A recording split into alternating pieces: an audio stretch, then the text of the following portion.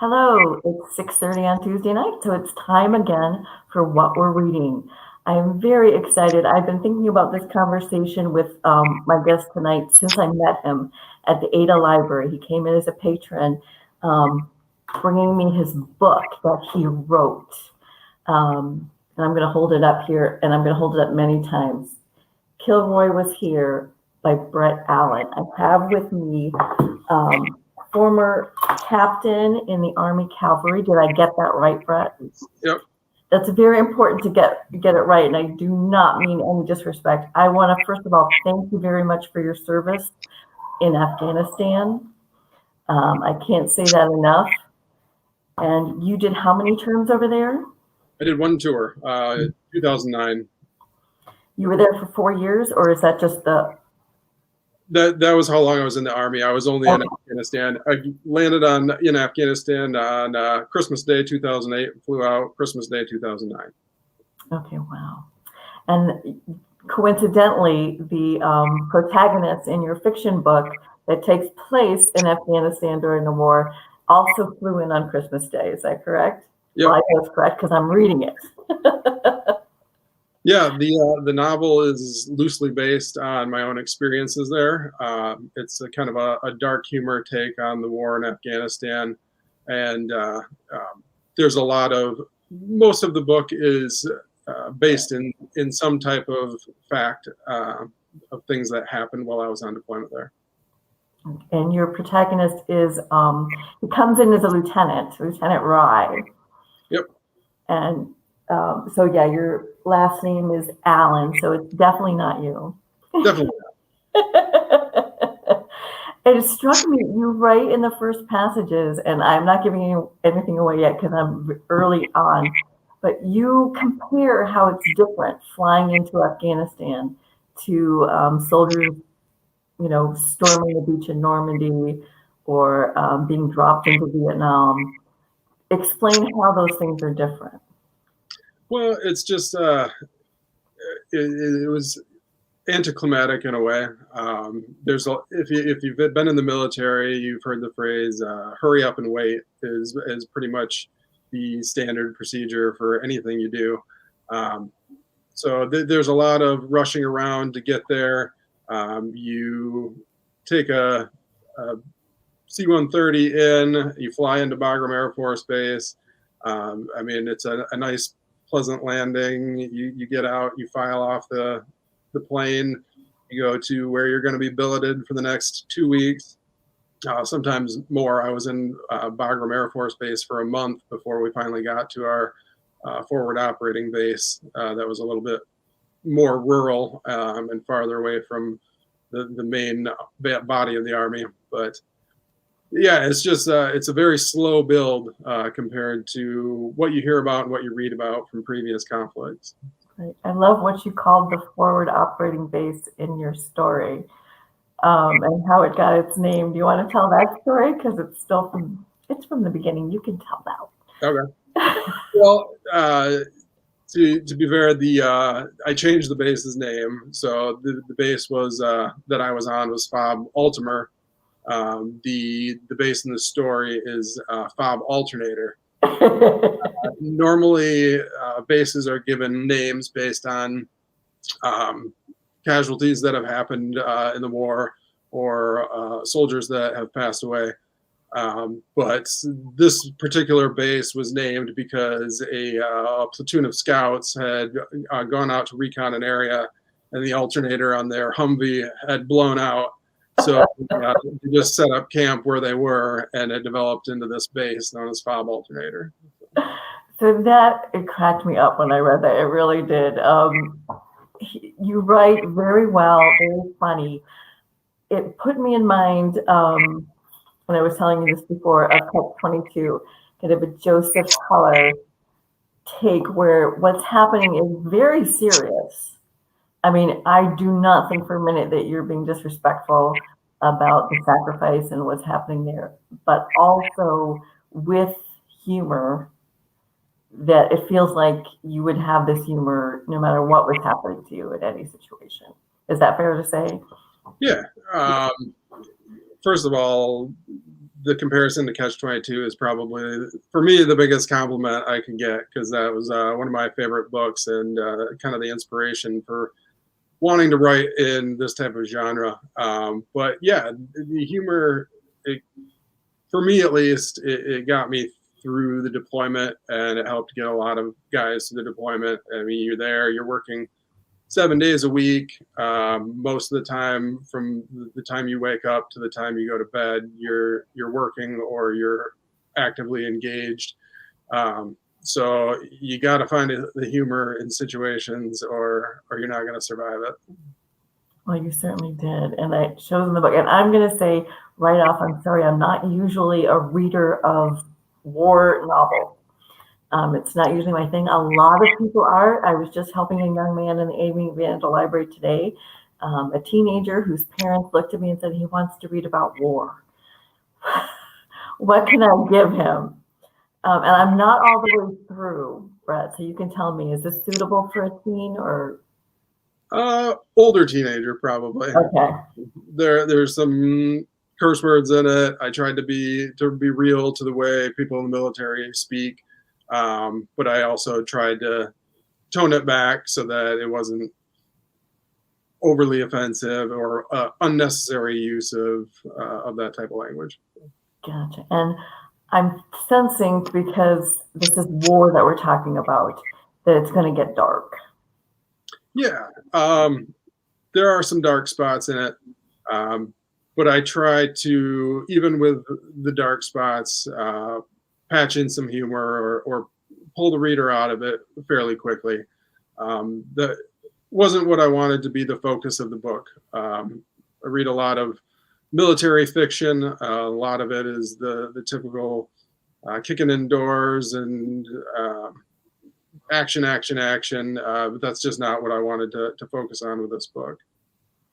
And what did you learn being there in Afghanistan that you might want to tell all of us about what's happening? Well, that's kind of a tough question. The main character, like myself, was trying to. He kind of got there being a young combat arms officer. You go into your military war experience thinking that you're going to be able to put all this training into action. But like the main character in the book, I was coming off from a knee surgery, and I got placed into a squadron staff position. And once you're in a staff position, you're usually stuck in a staff position for a while. And there's not much action other than PowerPoint slide presentations and coffee production. So in a way, the war experience was initially very anticlimactic in that way too. And the rest of the deployment was trying to not cope with that, but find value in what I was doing, as well as find value in what we were all doing there. Because by 2009, the war was 8 years old already, and it already felt stagnant, I guess. And we were already starting to hand over a lot of pieces to the Afghan army and the Afghan National Police.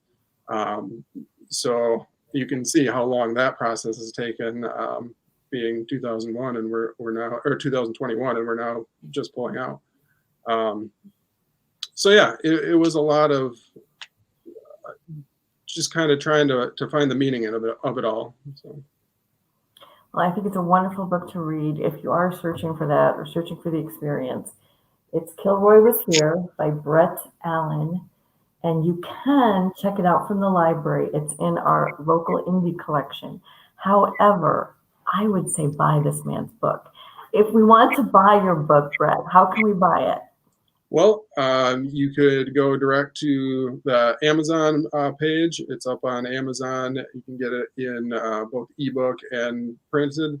You could go to, I have a link on my blog, which is hogwashwriting.com.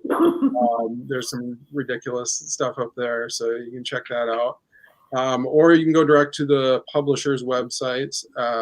they have it up. It's A15 Publishing. They're a publisher of veterans writings, owned and operated by veterans. They have a lot of other great titles up there too, for just military stories that you won't hear otherwise. And then it's also, yep, right there. And it's also available at all the West Michigan Barnes and Nobles, but you can have them order into any Barnes and Noble and they'll make it available for you. Terrific. And I want to say just a little bit about our local indie collection. If you do check it out at the library, for some of our local authors, we have a special collection called Local Indie, because sometimes these little paperbacks get buried in all of our stacks and stacks and stacks of books. And I think it's really important to seek out our local authors and support them, especially when they're this talented and funny and have such a story to tell as Brett Allen. So check him out. And if you yourself have published your own book, look for the local indie information on our website if you would like to add your book to that collection. And I have to say, yours is one of the best that I have read in the local indie collection. I would say the top two, maybe the top one. So check it out, everybody, if you want to listen to it. I also want to ask you what's happening on July 14th, Brett. Okay. Yeah. So I'm going to be giving a presentation at the USS Silverside in Muskegon. They're doing a veteran series this summer where every Wednesday they have a different veteran coming out to speak on different topics. So I'll be out there on July 14th. I believe it's at noon. And I'll be speaking about the book, about my experiences in Afghanistan. And then speaking a little bit about veterans transitions, people leaving the Army and finding where they fit back in the civilian world. So if anyone's interested, they're welcome to come out, and the book will be available for purchase there too. Oh, terrific. Now, when you got back, how long were you back when you decided to write this book? Well, actually, I had begun to brainstorm it while I was still there. I had a few of the other officers that I worked with. Some things happened, and I was like, nobody would believe this if I wrote this in a book. I started brainstorming there. It was probably about 2 years, maybe, after I got out that I sat down in earnest and started plotting it out. It's been a long process. I don't have any formal education in writing, so everything I've learned through books about writing, like Stephen King's On Writing. Good one. Yep, Ray Bradbury's Zen and the Art of Writing. So I've been all over the board with that stuff, and most importantly, just picking up as many books as I possibly can. So great advice. That's so exciting. And do you intend to write another book? I'm actually halfway through the third draft of my next one. Oh, wow. Yep. What's it called? The working title is Sly Fox Hollow. Okay. And it's about a contentious mayoral election in a small West Michigan town. So. Now, you're from Ada, Brett. So, as I said, you came into the Amy Van Andel Library. First of all, and yes, I'm looking for praise here. What'd you think of the Amy Van Andel Library? It's beautiful. It is awesome. The kids are begging to come down there. They just got out of school, so we're gonna start making that a regular stop over the summer because they're both pretty into reading too. And did you live in the area before you were deployed? Nope. I actually grew up in Fremont, so I grew up there, went to Michigan State, and then I joined the ROTC at Michigan State, and that's how I earned my commission into the Army.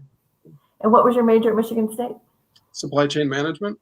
Okay. So not writing at all. Nope. And I'm not doing anything with the supply chain management either. I did for a while. I worked for Gordon Food Service for a number of years in their logistics department. And now I work for a friend's law firm, Russell and Ty law firm here in Grand Rapids as a paralegal while I write on the side. Okay, great. Well, I hope you just take off. I'm going to hold it up one more time because I think it's definitely worth a read. And it's great to see a local person doing such a great job. And thank you again for your service. Thank you. And thank you for having me. I really appreciate the opportunity to come out and speak with you. Okay, great. Well, thanks, Brett. Everybody have a great night. We'll see you back again next week, Tuesday night at 6:30. Thank you.